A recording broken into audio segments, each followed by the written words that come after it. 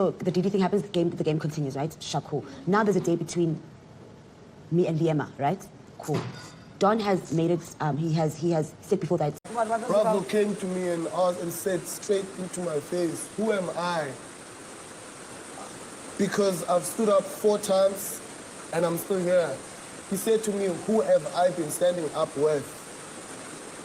I haven't been standing up with him. We'll see on Sunday. He literally said that to my face. Hey, guys are matching cops. I was sitting there the whole time. It's ego, it's matching. The truth of the matter is Neliswa does not like Liema near her man, or she has a problem, but she's just beating around the bush. I thought she said she doesn't care about the Don. It's just a house thing. So let's go to the beginning of the video. Trixie tells Q his fight with Bravo was heated. Oh yes, it was. And she tried to calm Bravo B, but Thandeka came and Bravo decided to follow Thandeka, and she felt somehow it was awkward for her. So that is why she decided to go sleep upstairs because of that. She said Bravo B apologized to Liema and everyone around them. And he goes ahead and say, Didi, do my laundries. And Didi say, hey, I don't do laundry for guys. She asked Q, why did he ask her? She is used to doing his laundries. It's not a big deal for him. And she said his behavior yesterday during the games, it's like he was acting or it was a skit. And if it's that, he did a very good job. Q said the argument was not even about her. Q said he asked Bravo, why do you always call me out? And Trixie was like, but they were all playing a game. And Trixie asked Millie that why does games here always turn a serious thing? Romona said the intention of the game is to fuck people up. And Malay said it's not intention, it's just a build-up. And we are not all the same, honestly. Tumi said, pay attention to people, it's intentions. Q said, Bravo B told him, who is he?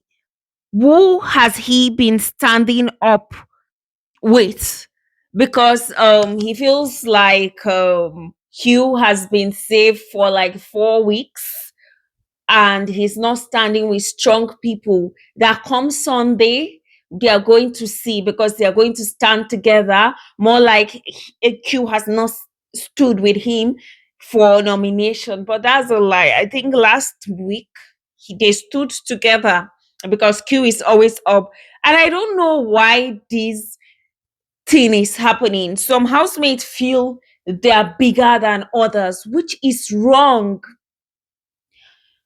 The person you keep looking less at might actually be stronger than you. You might not know. The tables can turn around any time. And for them to all be up this week, we will know who is really weak and who is really strong. But housemates should stop shaming people if that's what Bravo actually did to Q. It is unfair. Those housemates, initially, they were underrating Q, but as he keeps standing up and he's saved week by week, people's eyebrow is like, this guy. But they should stop it. It's like intimidation if that's the case. Because if it's provocation, all of them are provoking each other in a way. Romona said, no one should intimidate you, Q. And she's been living like a rock in her relationship for 8 years. So this was just her saying her life story, chipping it in, I guess, due to the talks and the tension. These strangers, they are all together in a house and they'll be for 3 months. So emotions are bound to rise up. Malay say here is just like a re-up. Malay said Trixie and Ashe woke him up to sleep in the HOH yesterday and he was deep asleep. So he was telling some guys this and he said, seeing this person next to you, so him and Thandeka, they are not in a good head space. They are having their own clash.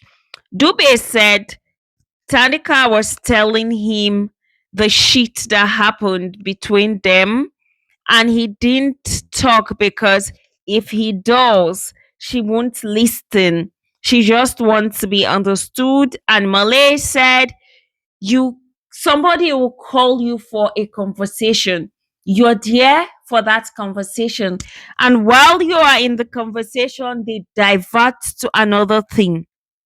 And that is one thing that he doesn't like. He will just walk away because talk to yourself then. TheDon tells Dube he has never fought with Neliswa. They talked about yesterday's whole brouhaha because it was crazy. Dube said his own view with the whole Neliswa thing is actually there is an attraction between the Don and Liema. And the Don said what pissed him is he never said he liked Liema, but actually there was a game that happened some time back. Neliswa said if she was not in the house, who will he go for? And he said he will go for Liema because he was close to her. He talks to her.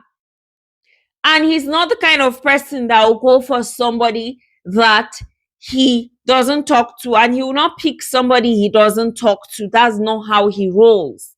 Now, these things are bound to build up tensions because some women are just like that. Like they ask you an indirect question just to feel a pause, or maybe they suspect something, then they cash on it that yes, they knew it. It was like this. Even if they didn't know and they know you like this person, they might be feeling some type of way towards that person and they might tend to overthink a lot about situations. That's why sometimes you see some people lying. But if you're sincere, again, it's a problem because not everybody can take things as they are. And TheDon feels like Neliswa is just assuming he wants to kiss Liema. As they were talking, Liema comes and sits because they were outside, and TheDon leaves, and later on, Dube leaves. Trixie is arranging Bravo's bed. Wife duties. Liema tells Ashe she's not going to beg him. He doesn't want to return to his bed. Q and Bravo, they talk and they hash it. They are still going to fight next week. That is how they do. Q said we are both dominant male figures. Bravo said, I'm not a man with long speech. It's so hard to say sorry. Q said, no need, my G, no need. You know the way Q likes saying my G, my G. Everybody is my G for Q. Q is with Trixie after the conversation with Bravo because they were in the kitchen and I don't know. Trixie now comes to the kitchen. Bravo excuses himself and he converse. Q and Trixie, they converse and he tells her that when he cares for someone, he shows it with his action.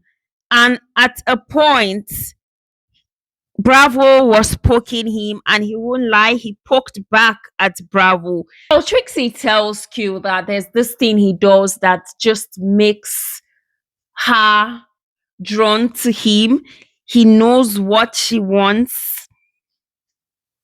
and he sees what Bravo is not doing. She's just a bit scared of that. She might be a fool in the eyes of Mzansi, but last night Bravo said a lot, but his actions didn't match what he was saying during the wager presentation. And Kim said, King Wanda and Dube, they came for you like during the games. But it's always him Bravo has an issue with. And Trixie said Dube even came to her in private and proposed to her. The proposal, he wrote one proposal for her, and she told Bravo this. This letter was shocking for her. Dube looks at Kokie's picture, and Tumi the Barber looks at either Dene or Bhule's picture. Thandeka talks with Romona about Malay and the situations surrounding them. There were so many fights yesterday, like I said in my video of yesterday. She tells Ramona that she just wants to be in a place where she is appreciated. And Ramona wonders if Biggie actually liked her food because she was the one that cooked the wager desserts, the wager meal. In the HOH lounge, Thandeka is sleeping on the couch and Malay is sleeping on the bed. This their fight seems serious. Neliswa just tweet Bravo about the games of yesterday. That out of respect for TheDon, she decided not to kiss any guy. She kissed Trixie during the Biggie's game, not their own games. And later he was dared to kiss Didi in their own games. He did. That there was a conversation about 2 weeks ago. Cool. Everyone in the house see Didi as a whore, but she is not. He was so comfortable kissing Didi, but when he was dared to kiss Liema, he was dragging the whole thing. Neliswa said in the past, TheDon told her that he actually likes Liema. He said something and she wanted to test it for herself. Liema was just a pawn in this whole thing. TheDon is putting out the sweet guy and everybody eats it up. Though he's a nice guy. Funny enough, they don't have serious conversations. They don't know anything about each other. So when people even say, oh my God, they like their sheep, she wonders that all they do, they eat together, they kiss, cuddle, sleep together. And she saw him talking to Q, and there was really no point telling Q things. Liema comes there, though she was there for a while, and she said she's as confused as fuck. She just found out TheDon has a crush on her, something she never knew. She walked away from the whole thing yesterday. Neliswa is acting like she wants her man. And Neliswa said it's a him thing, not a Liema thing, and she apologized to Liema. TheDon joins them. Bravo explains his own fight with Q. He said it started as a guy thing. Q was laughing at him and it was uncomfortable for him. Wanda said Q went to the university to learn how to gaslight. Sorry, to learn how to provoke people, that he's so good with provoking people. And Tumi tells Thandeka he's never surprised about any of Didi's actions. The way she carries herself, every time she will use her age as a problem. Thandeka said Dube is the youngest guy. He's about the same age with Didi, but you will never hear Dube talking of about age. is the way you carry yourself. And Tumi said basically they are of similar age range with Buhle B. And before he created a wall with Didi, there was a time he had a conversation with her. She told him that she's always misunderstood. It's like she has a problem, and he told her that you are embracing the shit. Thandeka said Didi is dysregulated as a person, constantly crying, laughing, or she has to leech on someone, and she eats a lot. You pile up a plate of food and you say you're misunderstood. So Tumi said one day he spoke to her. They had a back and forth, and he felt what he said was a low blow, but he did it on purpose because she will tell Kokii, do not address me in public, but she exposed him in front of people. It's like she needed audience to back her. She's a hypocrite. She'll tell you, somebody, I don't want you to address me in public. It's somehow, but she's doing the same thing to other people. And he tells Buhle B everything, even about Dene. So in front of people, Didi was saying that he's busy with Dene, and not knowing, he tells his babe everything. So Didi told Buhle B that she's a fool, and she claims this girl is her friend. Which kind of friendship is that when you do not like the man of your friend?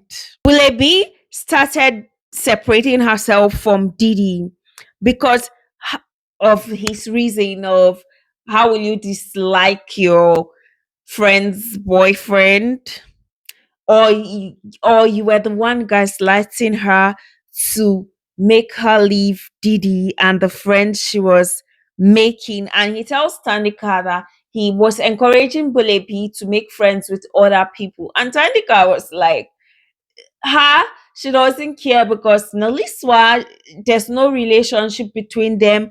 Other people, she's not trying to be friends with people. Q tells Liema and Tumi the Barber at the smoking corner that the other guys will get close to Trixie. Bravo B won't react. But once it's Q, it's a problem.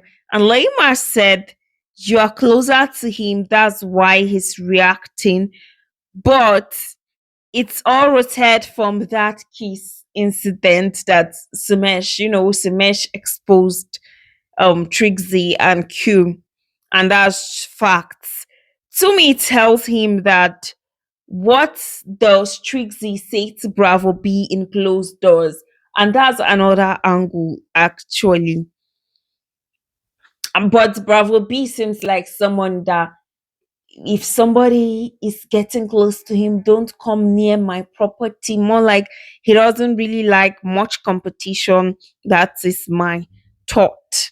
Q said when things were not so cool with him and Didi, Bravo was always poking him with the whole rejection thing. He threw jabs at him. He thought he could get through him through Didi, not knowing he is not there. And Liema said she feels Bravo does not really like Trixie that much. But all of you guys are gamers. Thandeka and Malay talk concerning their issues because they are fighting ever since the period whereby Malay was about to read a brief when she and Liema were fighting, and when he called everybody to the main lounge, he tried to separate Thandeka, and Thandeka narrates the fights he had with Didi and everything that basically happened last night. The beef, the constant fight with her and Liema, how it went. He taught, and she said he touched her in a manner that was funny. But how he touched her, if it was another person, they won't really take it likely. They'll feel a certain way. But she knows he didn't intend to hurt her. There is nothing to go and report Biggie about the situation of him touching her because Biggie sees everything.